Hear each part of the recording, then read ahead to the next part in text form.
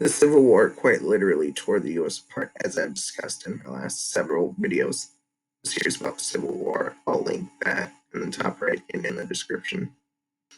After the Civil War came the process of bringing the Union back together. And this was accomplished during a time known as Reconstruction, which lasted from 1865 to 1877. And it was an attempt to fix that division. There were both successes and failures during Reconstruction, and in this video I will be going over just some of those successes and failures. Reconstruction is sometimes broken down into two parts. First is Presidential Reconstruction, and this is Andrew Johnson's attempt to bring the Union back together.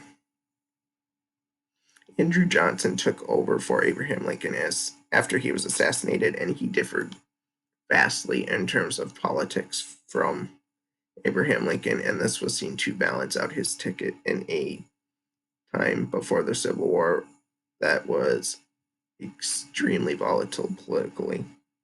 So he wanted someone different politically to balance out his ticket. Now, what did Andrew Johnson do to bring the South back into the Union? First, he pardoned most Southern whites, and by that I mean he pardoned everyone except wealthy landowners and Confederate generals.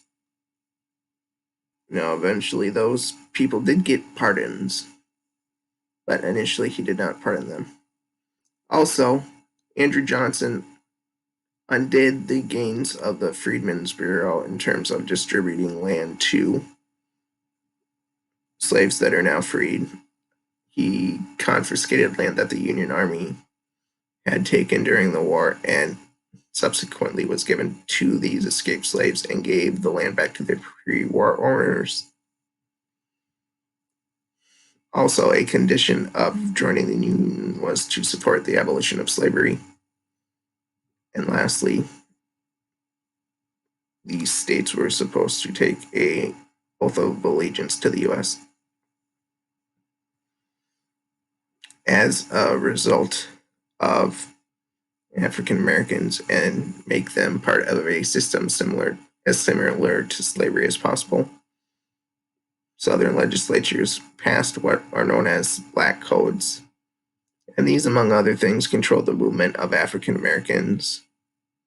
It basically limited economic freedoms as well, and they were basically just a form of legalized slavery because it a lot of the time tied African Americans back to land they had been slaves on.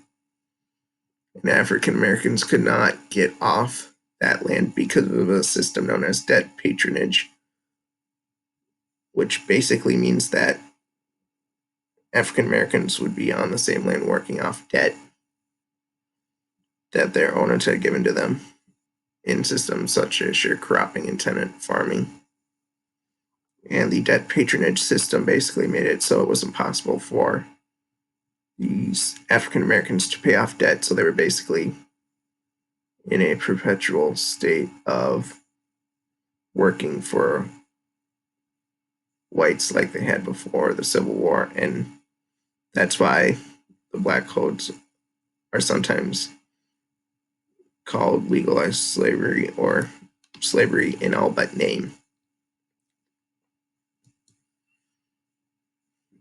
Now, Northerners were extremely opposed to the black codes, and this led to the second phase of Reconstruction, which is known as Congressional Reconstruction. And another name for this is Radical Reconstruction because the Radical Republicans were the ones behind this effort. Among other acts, they did 3 things. Of course, it's more than just 3 things in general, but 3 different types of legislation were among the things that they passed. First and foremost were the Reconstruction Amendments. Of course, slavery was abolished with the end of the Civil War. That was the 13th Amendment. The 14th Amendment guaranteed equal protection under the law and citizenship to African Americans. And the 15th Amendment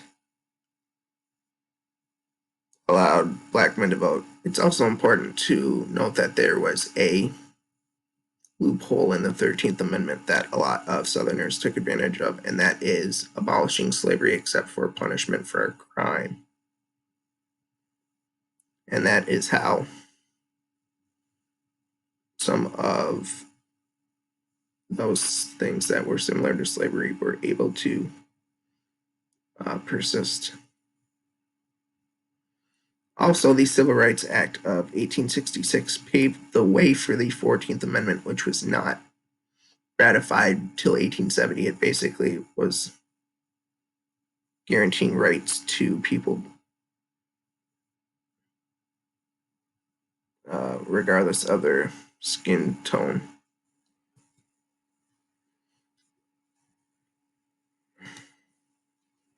In addition to the Civil Rights Act of 1866 that paved the way for the 14th Amendment, the Reconstruction Act of 1867 was passed, and this divided the South into 5 military regions. So the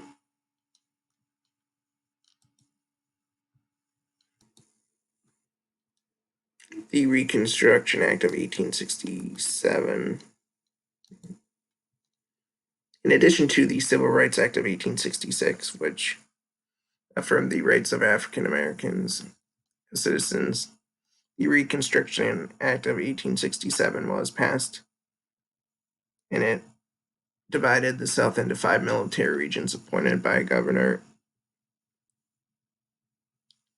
And this basically, among other things, required Southern states to ratify the 14th Amendment. And it was a way for the North to oversee the South and its absorption back into the Union, because prior to that, the passage of the Reconstruction Act of 1867, the only Confederate state to be absorbed back into the Union was Tennessee. So that act was designed to help facilitate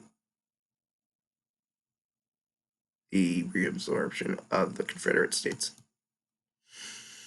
Now, many Southerners did end up turning to violence as a reaction to Reconstruction, and African Americans subsequently gaining more rights after the Civil War. Now, a lot of people in the South, as I've mentioned before, wanted to return to the way things were before the Civil War. And this led to the creation of the KKK, which targeted African Americans and Republican leaders. So African Americans, that one is obviously based on the color of their skin and wanting to not have African Americans not have a lot of rights that they subsequently gained after the Civil War. It wanted to keep them part of these people wanted to keep them under their control. And then it's important to note that Republican leaders were also attacked by the KKK because the Republican Party was founded as an anti-slavery party. So regardless of what each Republican might think in terms of slavery, it was automatically assumed that they were against slavery. I've mentioned this in other videos regarding Abraham Lincoln and his beliefs on slavery.